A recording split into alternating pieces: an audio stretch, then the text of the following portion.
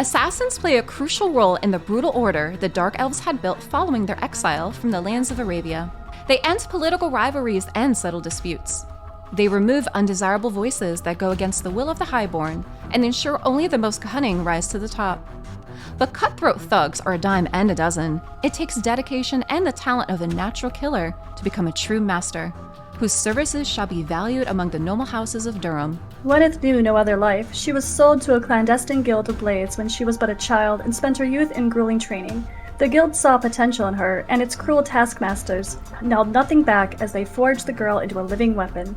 No other apprentice of theirs showed such skill with a spear, nor the cold-blooded willingness to slay when ordered to do so. By the time Gwynneth reached adulthood, she was little more than a danger in elvish form.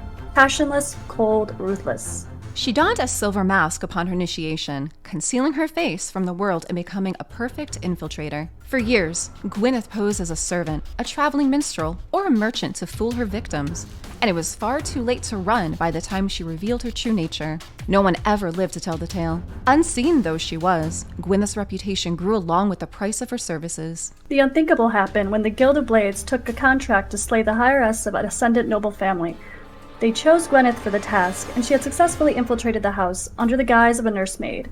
Yet, as she saw the perfect opportunity to complete her mission, Gwynneth found she did not have the heart to strike down a young girl. Realization dawned, and the assassin was forced to confront the atrocities she had both committed and suffered at the hands of her wardens. Disgusted, she fled the manor, the contract unfulfilled. But the guild would never let her betrayal go unpunished. She had to strike both to ensure her own safety and that of the child she refused to murder.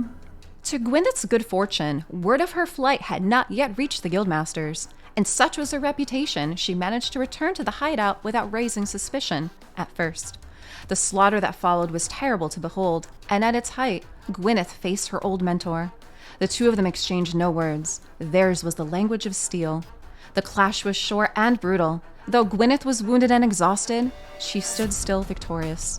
Yet, even with most of the blades lying dead at her feet, Gwyneth's vengeance was far from its conclusion.